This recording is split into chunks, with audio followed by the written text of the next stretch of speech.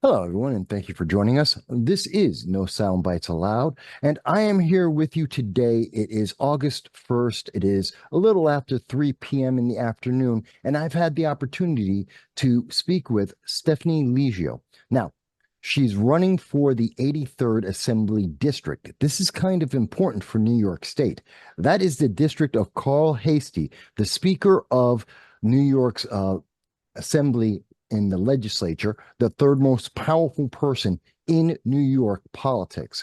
And I want to find out, why does she want to take that guy on, and what does she plan to do if she can win? So with that introduction done, let me get right to it. Stephanie, this is the third time that I've gotten to meet you. I've met you at the Bronx rally for Donald Trump. I met you with Donald Trump at his rally in the Bronx, and also the public meeting that happened recently with the Conservative Party in the Bronx, meeting constituents. So it's we're meeting a lot, and that's a good thing, and that means that you've been out on the road a lot. But let me stop talking for a second and let you introduce yourself. Thank you, Michael. No, I like the way you explain it all. My name is Stephanie. I am running for the 83rd Assembly District. And the reason I am running is because why not? Why not an average, everyday New York citizen? Why is it that we feel that people who have been in power should remain in power? Or why is it that people who continue to stay in office unchallenged? Why are they not challenged? So this is the year to challenge the status quo and to send a message to Albany that the Bronx is not just here for you to make fun of, poke fun of, and not pay attention to. The people deserve better representation, and that's why I'm running for office. We're kind of the redhead stepchilds, even though that was always Staten Island in terms of politics. In terms of politics, well, even in terms of education, as our fine governor wanted to point out that Black kids in the Bronx don't know what a computer is, I would counter that with, yes, Ms. Hochul, they know what a computer is. Their families just can't afford to keep one in the home. Did you properly fund education so that they have it at school so that they can use it for the resources? And I would ask Mr. Hastie, did you properly push back on that comment when the constituents in your neighborhood maybe are in a difficult time with the inflation being where it is, our energy costs where they are? Why is it that the leadership in Albany was okay with that comment from our governor? Well, to be fair, and I did cover at that time Speaker Carl Hastie's response about the computers. Bronx kids don't know what they are. And his response was, oh, she misspoke. What she really meant was something completely different. And basically, he injected his feelings and his viewpoint onto her statement, which is inappropriate. He's not her. He doesn't know her mind, and his interpretation is as invalid as anyone else's interpretation, because that's not what was said. So it was a little. Basically, it was CYA, political CYA. It's off-putting for the people in our district to for him to not push back a little bit more. Yeah, I found it disappointing. My coverage was very clear. I was disappointed with his response, although he never responded to me directly. I thought it was uh, not enough. Yeah, as you said, not enough. But let's step away from Carl for a moment. Let's step away from, in fact, the election for a moment and understand a little bit about you. Now, you're an insurance broker. You've been doing that for the last 20 years. Am I wrong about not insurance broker, title broker? I sell title insurance. I'm a representative for title insurance. Yeah. Title insurance. I'm sorry. I'm not my industry. It's a very confusing industry. It's within the real estate sector. Mhm. When we buy commercial or residential properties, we do the deed change searches, the judgments and lien searches, and open mortgages. And we basically do clearance on the titles and then facilitate the closing. Okay. So very much tied to real estate transactions overall, which is what I kind of understood about it. Wasn't quite sure what the title part, how that worked. Thank you for educating me on that, and also for the correction. I'm not above being corrected when I've said something that's wrong. Okay. Now, you are also co-founder of an organization called Civica, which is at civica.com, which is a citizen involvement uh, outreach, including being poll watching and poll inspections, putting the average American citizen into the election process without the supervision of political parties, making it more individual and independent, as I understand it. Am I misunderstanding any aspect of it? No, no, but our name is Project Civica. Project Civica. ProjectCivica.org. We do look for volunteers across the 62 counties of New York. And a lot of what we're doing, other states are doing. Hand counting paper ballot seminars, poll watcher seminars, enticing people to work with the Board of Elections to be poll inspectors, as it is called in New York. The importance is when the Board of Elections doesn't have enough poll inspectors, they are forced to close polling locations. So seniors who have that one ride to that one polling location, when they arrive and their polling location is closed, they can't now tell their accessoride, oh no, I need to find, oh no, I don't know how to find where I'm supposed to go vote. So we want to avoid any poll closures. And we also want to be able to have the exact number of Republican and Democrat poll inspectors so that the process plays out according to law. They're supposed to have an even number of either party, which it is a two-party state according to our 2012 Constitution. And I believe conservatives can sign to be Republican poll inspectors. So we just need an even number to facilitate the election process. Okay. And that is a very important part of the process. Having covered elections for, I don't know, 18, 19 years now, I have been a poll watcher independently because of my media status. But I have watched that. I've done it as a private citizen as well. And I know it's very critical to, at the least important part of it is giving the rest of the public the assurance that this is a system that is working properly, that no one is cheating the system, that this is a fair election and your one vote will count. And I think that's a very important element. And that's just the base of what that does and the impact it has. So I find that very powerful. And I think it's a very important organization. I do invite people to find out more for themselves about it. With that said,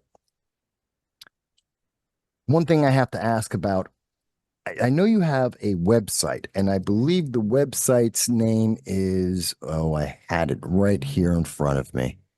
For the campaign? Yes. forthepeople83.com. That's it. forthepeople83.com. And I have it on one of my other screens, but I wanted to ask you about that website because it looks like it hasn't been updated recently. Is that correct? That is correct. My duties with Project Civica have kept me busy with the hand counting seminars, but I do plan this month to start blogging again. And I do want to start having social engagements with the community. So I urge everyone to check the website from time to time to see where I will be so that we can have a conversation. I believe that this is a policy pageant and that conversation with constituents is of the utmost importance.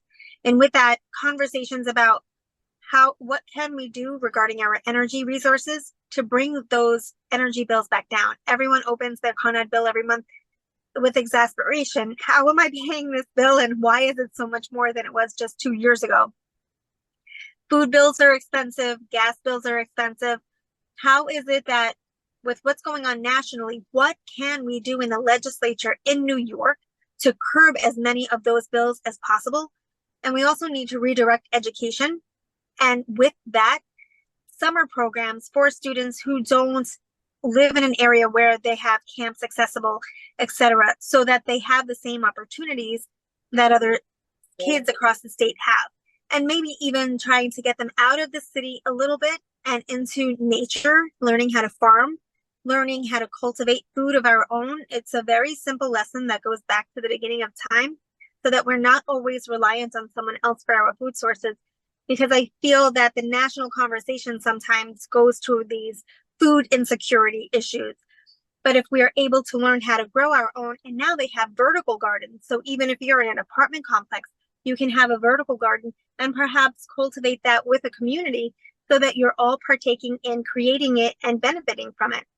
So looking at these different types of philosophies and bringing it to the community so that we can implement it and not learn anything out of a textbook, but real life, take situations that work for someone and implement them immediately, rather than waiting for a government or an NGO program to come along and say, hey, let's do this together. Because then you're wasting time that it's not really in the people's best interest. No, I can understand that. This kind of brings me to a question. Now, you're a first-time candidate, and we always love speaking to first-time candidates. Very often, first-time candidates don't get a lot of attention from the mainstream news media. They kind of blow people off. And I know you have gotten some attention back in April from the New York Post speaking about your race and that you're taking on one of the big dogs of New York politics. So you did get some attention, but they don't follow races like I do and give people a chance to really let their voice be heard. But part of that is also because there's also not a lot of money necessarily in the campaign coffers of first-time candidates. You have to let people know who you are and let them know that they can donate to your campaign. It's very common across the entire country at every level of government. We know that you are also experiencing some difficulties in raising funds. Do you think that is going to have a prohibitive negative impact on your campaign in competing with Mr. Hasty? Or is that something that's not a factor, or is that changing? I don't want money to be a factor. I missed the deadlines. I declared very late in the process, so I wasn't able to sign up for matching funds, which is a whole other issue that is a whole other conversation, because we're talking about taking taxpayer dollars and giving it to candidates, and some candidates who have run before, who understand the process. We're taking taxpayer dollars and exemplifying the monies raised by matching them from public funds. And I question the legality of that and if the people approve such a program, first and foremost. So I am not part of matching funds. So any donations that I receive are straight up, that's it. That's the donation that's going into my account. I'm trying to run a very lean campaign because I want everyday people to know that they can do it too. This isn't about the money machine. This isn't about whom the party feels deserves more of the coffers. This is about the people in the district having a conversation and then deciding, I have a choice on election day. I'm, number one, going to get out and vote. Number two, I'm going to decide for myself who to vote for and not allow the party to tell me who to vote for. And then number three, I want people to make sure that they're getting their friends, family, and neighbors out to vote, because participation in our election comes at that very basic level. That's where it starts. So I plan to be in the neighborhood, in the district, meeting people directly, whether it's at a train station in the morning or in the evening when people are coming home. I will put it out there. I have on my forthepeople83.com. I have a phone number there for you. I have an email there for you. Please contact me so that we can set up when your neighbors and your family want to get together and have these conversations about policy. Because without your input, I can't represent you. And at the end of the day, that's what I'm being tasked to do when I win this election. Okay. And I have to give it to you that you are making those opportunities. I mean, today is Thursday. It's the middle of the work week, work day. And here we are having a conversation, which is why you're in a car. And We're in the middle of your working day, but again, taking the opportunity to reach out to the public to keep them informed. I think that's something that is worthy of notation as well. So we've talked a little bit about, yeah, first time candidates don't have a lot of money. We know that. You're a first time candidate. Issues and mistakes happen, like with the website. You don't have huge staffs to take care of these things. It's understandable, but it's something that you were aware of and that you are working on. Okay, you have a plan. That's always important to hear. You have a plan. You are aware of the issue. I like that. That's just my personal statement there. But and you have experience in the real world. You've run businesses. You've been around doing things. You've been involved in the community. Let me really focus now on this election, and let's try and understand a little more clearly. I'd like to know, because I know that you've answered Ballotpedia, you've gone to and spoken with New York Post, a couple of sites, and I know some of the speeches you've given. You've mentioned that some of your focuses, your primary priorities, I should say, are crime, immigration, homelessness, education. Might be one or two more, but those are the top ones I've heard repeated several times in several events. But I have to ask, what was the inciting incident that made you decide that you want to run in an election against the third most powerful political figure in New York State? In New York State, you have to run within your district. So I happen to be very lucky to be in district with Carl Hastie and Jamal Bailey as my New York State Senator. So earlier this year, I co-founded Project Civica. One of our very first initiatives was Fill the 48. In New York City, there are candidates incumbents that don't have a challenger to run against year after year. So when we get upset with Albany having a supermajority and only one mindset setting the standards, setting the laws across the state, we have to look at why does that happen, a root cause, if you will.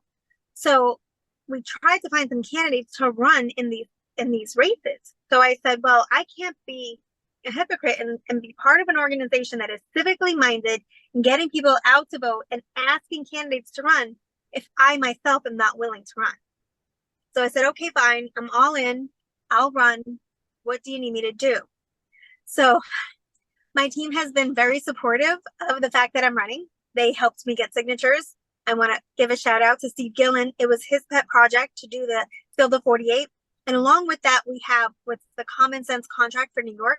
And that will be rolled out within the next week or so, where it's a contract that candidates running for office can say to constituents, these are the 7 issues that affect our lives daily at this moment in time. They're the most important issues that we're facing: energy, parental rights, personal medical freedoms, the crime in New York, immigration, and energy. So knowing that all of this is coming together in a critical election year, it's important for people to get out to vote. From previous experience, we've analyzed the voter turnout. And Michael, that's where we're lacking in New York. It's not that we can't have good candidates. There are so many smart people. Look at the platform that we had in the Bronx that night. The candidates running for office this year are amazing. They're all good people putting their lives on hold, putting businesses on hold so that we can step up for people to have a choice on the ballot this year.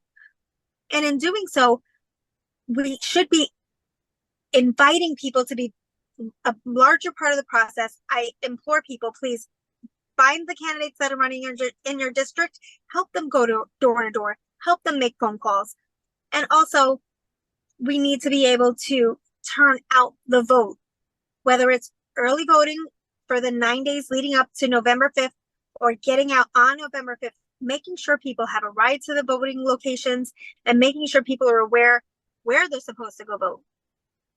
Because that increases voter turnout. And increased voter turnout is a more positive effect on how the legislation will look in the future. Because our legislator in 2022, Governor Hochul won, I think it was less than 50% of people came out to vote. It, Depending on, I think that election was either 36 or 38% turnout. that was New York City. Yeah. Just No, that was New York State, the whole okay. state. So less than 50% of the state came out to vote. Mhm. So if anybody wants to look around at what's going on in New York, look at the policies that Kathy Hochul is implementing, look at how she's conducting business for New York State on our behalf with our tax dollars, we have to vote. Okay. So it wasn't any one incident that motivated you. It's the overall and political environment. Am I Yes, understanding that correctly? yes, absolutely. Mhm. Okay. Then let me ask, right now, Carl Hasty has, I'm sure he's got a huge team of individuals because he's a speaker for New York's assembly. He's got tons of money that he can bask in from various political donors. Uh, and you don't see him a whole lot in the Bronx because he's spending a lot of his time in Albany. He's spending his time a lot with donors. So he's not really here. But are you having an impact that you've noticed that people have told you that you've been having? And if so, on what issue per se? I don't think there's any one issue, honestly, Michael.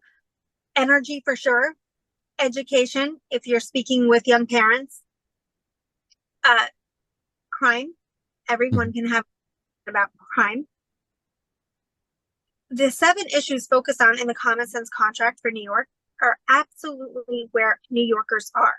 We've focus grouped these issues. We've talked with people to get their feedback on them. This is, and honestly, the money issue, I think has to be that has to take a backseat to what we're doing. I believe in volunteerism. Through my work efforts, I've volunteered with organizations to raise money for the hungry and homeless and work with other organizations throughout the state who do that good work. So volunteerism is something that's a lost art in New York. We always feel like, oh, look at those nice people who are taking time to do this and to do that. But it's in with each of us, and we have better, stronger communities when we're all taking part in it. So I hope to invigorate a new sort of community effort where we come together and we know who our neighbors are, first of all, because I have a lot of new faces in the neighborhood that I'm saying hello to and having conversations with. And it's amazing. But we need that sense of community. Growing up in the Bronx, we always knew who was Mhm. walking the house, who was outside playing. We always knew, right? And it's getting back to that kind of where did that go? Why did that change about New York City? Because we always just walk out of the house and go find a game of stickball with anybody down the street. You know, Mhm. go to the schoolyard and go play. Run around, play on the swings for a little while. There was always someone around, and I feel like kids don't have that anymore. I walk around my neighborhood and I think, where do the kids go play? There's no park. There's no schoolyard. Where do the kids go play? No, You have to no, think you have to go someplace else. yeah. And then the other parts of the district, they have beautiful parks. And I think, why don't I have this up in my section of the neighborhood? This is interesting. No, Anyway, I but understand completely because uh, full disclosure, I actually live in the 83rd district, actually not very far away from you. My family has been here for over 50 years in the same location. So I am both familiar. Matter of fact, Carl Hasty went to Evander High School like I did. Matter of fact, he was just a couple of years ahead of me. So yeah, I'm very familiar with everything you're speaking about, how this has changed and the aspects of the change in the community, because I live here too. My family has always lived here too. So I know exactly what you're talking about. And that actually brings me to a question because let's be fair, even Donald Trump would admit and did admit the Bronx is the bluest county in all of America. It's very blue, very progressive. So it's very difficult to get other ideas through. Not impossible, We saw that with Donald Trump, 10,000 people. Other ideas can be brought here, but it is difficult. What what policy do you plan to put forward if you are elected that would be able to be a benefit and support and gain the support of Democrats in the Bronx, but also to help the rest of the state? And I think too, our Wakefield area is the bluest of the blue of the Bronx. And I don't like color coded politics. Quite honestly, I think that most New Yorkers are more independent spirited and not necessarily political party minded. Mm-hmm. So I want to have conversations because I want to get to the root of where people are on each of these policies. I think bail reform, first and foremost. Mr. Hasty had an opportunity with the budget earlier this year. Kathy Hochul said, if they want to bring me proposals to make amendments to bail reform, then let's do it. I'll certainly sign on to that. And he didn't do it. He didn't add it into the budget. So that first and foremost, government is tasked to keep people safe. So with that, we have to make sure that our neighborhoods are safe because moms need to be able to walk around with their children and go to the park and go food shopping and be outside and take in nature. So that's first and foremost. We have to make sure people are safe. So we need to work with community leaders and the police departments and the city council to make sure that the police have the tools that they need to do their jobs. And we have to make sure that violent crimes are treated as such. Someone shouldn't, sexual assault was one of the first things that caught my eye on the bail reform list, that they didn't issue bail. Oh yeah, their criminals are back out on the street.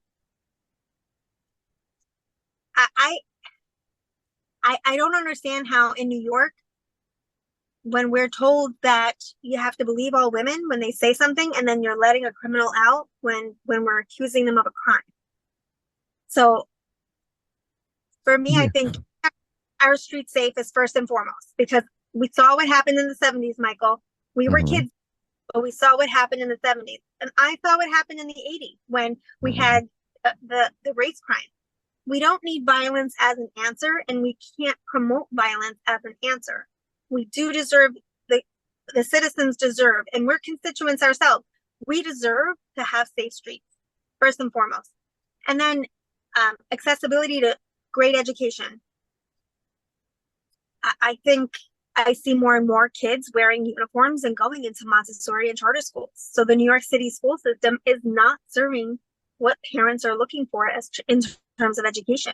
So we need to be able to keep our streets safe first and foremost, and then make sure that there's education and programs in place that give kids that extra self-esteem that they need, because that's where they really build their future, and their momentum is from that self-esteem and that feeling of accomplishment. So I think that'll go hand in hand to reduce crime in the area and to help people feel safe and want to invest more within the community. Okay. And those are issues that are across the board. It's beyond politics. Everyone wants to be safe in their community. Everyone, and that's whether in New York City or upstate in Binghamton or in Utica, doesn't matter. You want to be safe. You want to know that if someone has committed a violent crime, that they are not free to come back and to try and intimidate you or coerce you, because there's going to be a trial. And we see that that is happening, and it's well above the recidivism. I hate that word. It's a tough word. The recidivism rate is above 12%. I mean, it started at 12% under former disgraced Governor Andrew Cuomo and has only increased from there. So it is a failed policy. And I can understand why you'd want to target that. And then education, another across the board issue, something that affects every family, no matter what income level or what location in the state, and benefits everyone on that. So I find that interesting. You've actually put some thought into these. Go ahead. Absolutely, because think of it from a business perspective. If a business has continued crime, continued petty theft, and then they see other crimes coming out of that petty theft, and then why would they reinvest in the area? Why do they want to stay? I'll just sell my business and I'll, for individuals running a business in the district, they can look around and say, well, I don't know how much longer I'm going to be safe here as a business owner if there's cash in the drawer Mm-hmm. for themselves, for their family. And then if they don't want to reinvest in the community, if they don't want to stay in the community, then what happens? Does the store just close? You can go down White Plains Road. There's so many vacant businesses already. Dyer Yeah. Avenue, vacant stores. Gun Hill Road, you could look at Oh, every yeah. other vacancies. Now, those are the thriving areas of the District 83 that need to continue to flourish. And we need investment from individuals, entrepreneurs who are willing to take their life savings and open a business, some niche business that doesn't exist there. A lot of times I find myself going out of district because, there's a store doesn't exist in the area for what you need. So I'm taking it, you're more in favor of the mom and pop business than the chain. You're looking for small investors, small business owners, rather than you're not suggesting bring in, I don't know, like an Amazon as an example. Not to say that there's a good and bad for big business, big chain, and also an argument to be made for small business, mom and pop growth. So, but of the two, I'm hearing you're saying you want to grow small business. Is that correct? I'm a big fan of it. I'm a big fan of it. I am. And maybe it's because my mom grew up in East Harlem and she Mhm. would always talk about going down to the cheese store, going down to the meat store. And you go to Arthur Avenue now, and you can go to the cheese store, and you can go to the bread store, and you go to the fish store. And that community still flourishes. And people go there all of the time because they know the quality of the food and all of this. So why is it we don't have something like that in our neighborhood? What is the go-to in District 83? Right. Well, we've seen that recently in recent years. Many of the elected officials, the Democrats, have come out and gone for the home run conversation, whether it's the drone testing site in upstate New York, whether it's hemp. These were ideas that this is going to, or the movie industry, we're going to become Hollywood East Coast. These ideas that they put forth, they said, well, it's going to be a home run and change everything. We're going to fix all of the economy because we have this big chain, big business idea, and it's going to be a home run. And inevitably, every time we have heard those, we've seen that it's been scaled down, it's been reduced, it didn't work, it's been an abject failure. But yet they took our money for that, our tax money for that, and we got nothing back for it. So it's interesting to see that difference that Mr. Hasty is promoting those big budget home runs. You're looking for small business base hits. Exactly. Absolutely. Listen, baseball is baseball, not home run ball. Mm. You got Good to work point. the bases. And the bases are the people in the community, having roots in the community, reinvesting in the community. That's that. I don't know how you walk away from that and have a safe, community-driven neighborhood without, you don't have that without small businesses. Okay. I can see the appeal to that. I can remember when it was like that in this community in the Bronx, in the very same location I'm at right now. Um, People may be surprised. Do you remember a slightly different inside baseball here? But speaking about baseball, but remember there used to be, I'm on Boston Road, there's the Butchers. We had a couple of movie theaters, had Mm-hmm. a cobbler and a hardware store and a furniture store. And that was all within 3 blocks of the very location I'm at right now. And that's just one of many areas in this region. Yes, of course. Of course, you had everything you needed within walking distance. And I think the global the World Economic Forum now calls those 15-minute cities. Yes. Trying Yes. to at that, but in not in a positive way. I like it in that you can walk out of the house. We have the deli around the corner. You can go get your coffee, or a deli up the block. You can go get your coffee. But knowing the people along the way, and there would normally be a bank in the area or another store, and oh, you know what? Let me just drop this by, and then you always see someone you know, and you have conversation. Just that sense of community where Mhm. everyone, you have a conversation, you stick around for a little bit. The way it is now, and not that I'm not really for a 15-minute city, but having the convenience of maybe someone wants to work closer to home so that they're at home for the kids after school. And now, right now, you have to have a job out of the house to do that or get into real estate. So just people deserve to be able to build the lives they want to build. And if they want to start a business, it should be simple enough to do, and they should want to reinvest in their own community. Okay. Thank you for the clarification there. Let me ask, let me first ask this question, because I know I asked you if you were familiar with Proposition 1, and you are. Now, many people who are watching the program at this moment in New York State may not know that there is on the ballot for November 5th, there's Proposition 1. It's very similar like when we had the casinos and we had a ballot initiative then whether or not we would have casinos across the state. Again, we were given the home run promise. If you vote for the casinos, then we're going to raise in a whole lot of money for New York State, and it'll help pay off the debt, and it'll help our schools. None of that happened. But they had the vote. Well, now we have Proposition 1 this year in 2024 that'll be on there. And Stephanie, you are familiar with it. You have it. Matter of fact, you have a copy of it, which is a testament to being on top of the issues. Many first-time candidates aren't. They stop paying attention because they're running the campaign. You're still paying attention, so that's good. For the public, essentially, the thing that gets me is Proposition 1 is an expansion of the protected status clauses in the discrimination laws in New York State. So we always had color and we had age.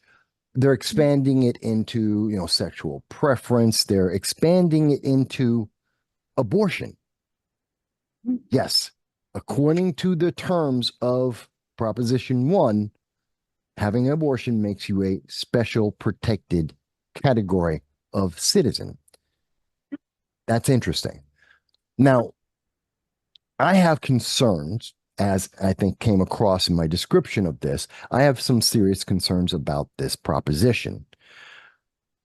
Are you willing to go on record about what you feel? Whether you agree with me or disagree, I don't know. I haven't asked you yet. But wherever your stance is, are you willing to tell us publicly and to say why? Absolutely.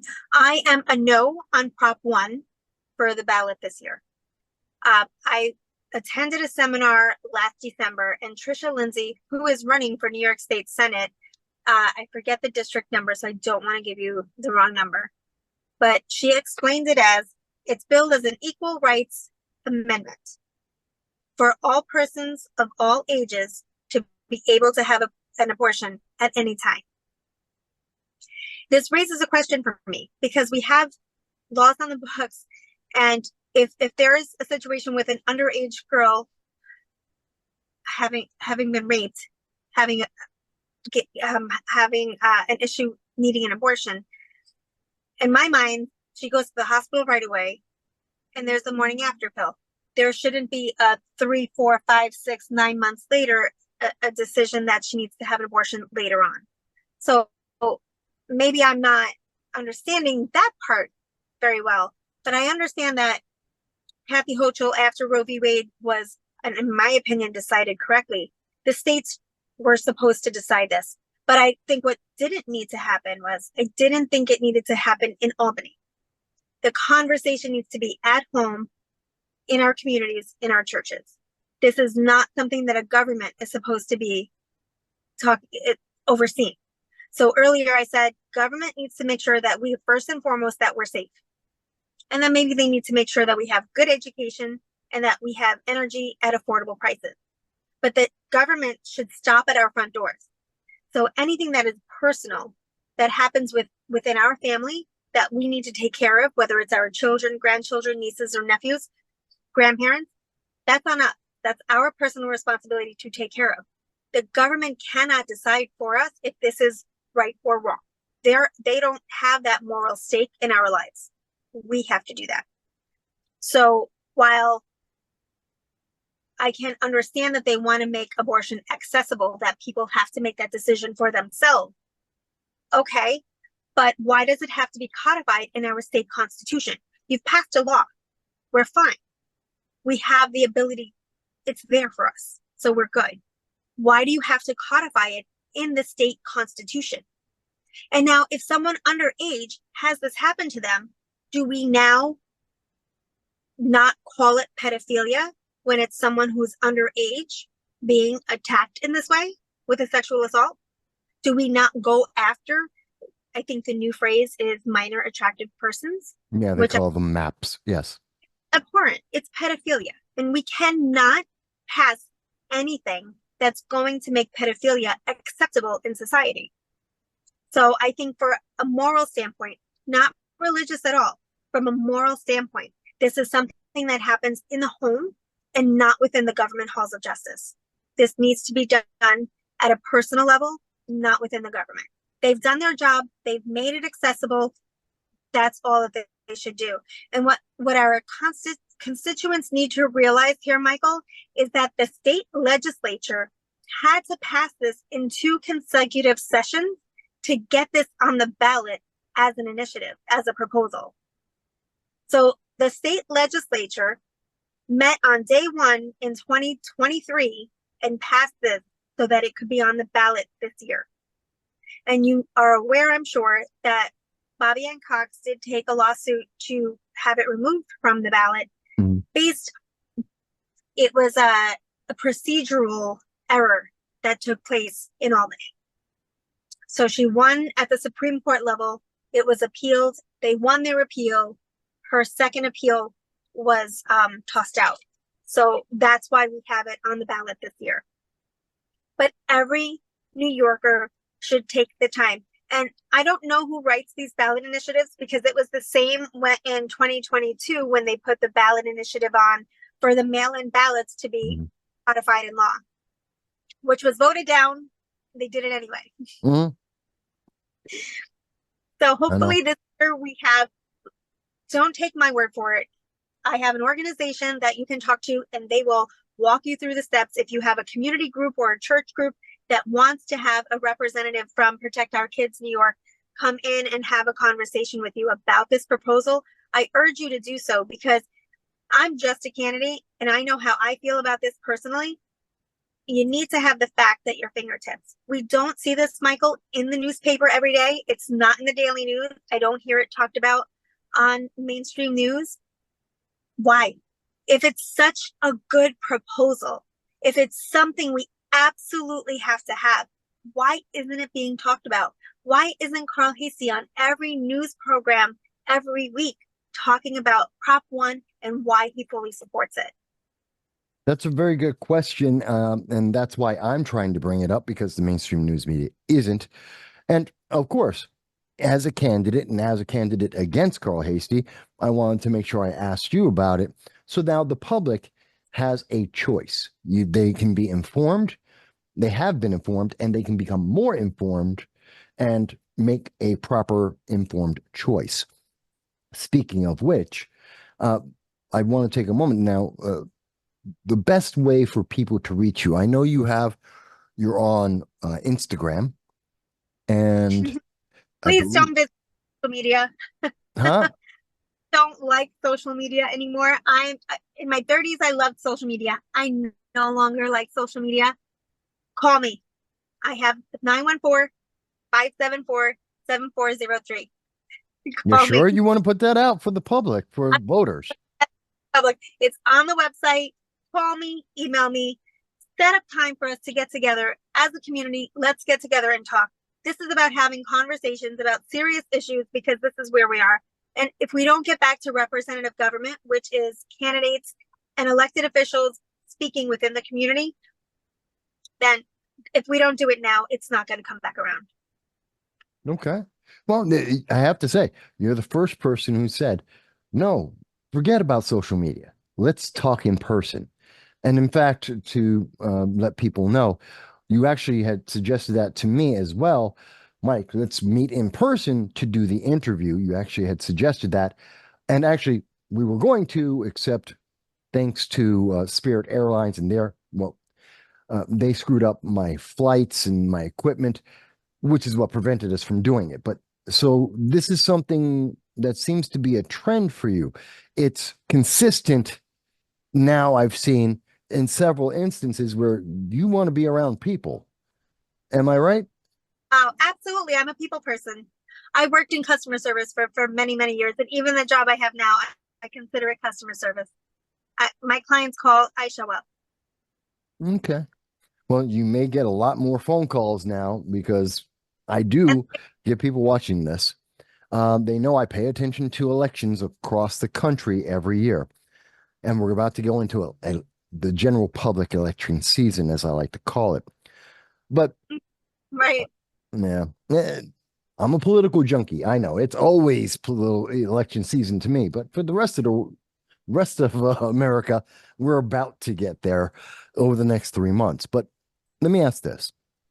We have covered a lot of ground today. We've got to learn a bit about you, your life. We've learned a little bit about the issues that are important to you, what you would focus on to help the community and the state overall. We've heard some of your opinions about issues that are going on within the state and within the local community of the 83rd District. I always like to end my interviews with a very simple question, although it's not really that simple. And that is there something that we have not talked about, something that we have not given enough focus to, some conversation you want to have with the public? If there is anything like that, I want to give this opportunity to you now to be able to reach out to the audience and let them know. I just want to reiterate that participation in elections and how important it really is. You get paid to be a poll inspector. It is a lot of hours on election day, but when we have enough people, it's a lighter load. Please consider being part of the election process, because this is our country, and this is how we together, every election should be seen as a revolution, because there's a mindset and an undercurrent in our country it's pulling us in a direction that we may not want to fully engage in. I remember as a kid, I would always say, oh, okay, when I first learned the difference between a Democrat and Republican, I was in my 20s. So I call myself a kid then. But we always wanted the same results. We just differed in how we'd get there. And I feel that there's been the shift that we don't want the same result, and that it's a greater rift more than a shift. And with that, I mean, to bring it back to being part of the election process, because we can prevent the greater rift and bring a shift back to representative government when we all together take part in the election process. And I implore everyone, if you're not in my district, to volunteer for me at forthepeople83.com. Please look at who is running in your district and take the time, go door to door with them, make phone calls for them. I said it before, I'll say it again. The candidates that we have in the Bronx this year, they're all incredible. They're all good, hardworking people. They have a great big heart. And I'm encouraged to run alongside of them and participate in this election season with them, because they're doing it for the right reasons. They're doing it for their family. They're doing it for a better New York. And we have the ability to change the direction of New York State. So many people are fleeing, Michael. I think this is really what I should have focused on more. Is we focus on the migrant situation, the people coming into New York, that talk about the legality of crossing our borders without paperwork and without being verified. But at the end of the day, we have another migrant situation. People are fleeing New York State. businesses are fleeing New York State. Yeah. This is the second migrant situation that if it's not addressed in Albany quickly, and if we don't stop this migration from happening, New York, what's going to happen here? Hmm. We won't have the tax dollars to pay for the programs. We won't have tax dollars to even, I don't know, Well, keep all the. that's exactly what has been happening over the last 10 years. New York has been, if not first, then second in terms of mass exodus out of the state, taking trillions of dollars out of the state in terms of businesses and personal wealth. That has led to an increase in taxes in the state, and actually increased the amount of debt. It's been a vortex. So it is happening as you've just described, although many have said recently that it has gone accelerated in its pace. And it Also, will continue to accelerate in pace. People mhm. will just go away from their property. And I don't know that our elected representatives truly understand the implication. I'm not a finance guru, but I know how to balance my checkbook. Mhm. We're not balancing our checkbook. No, New York is not known for balancing the checkbook.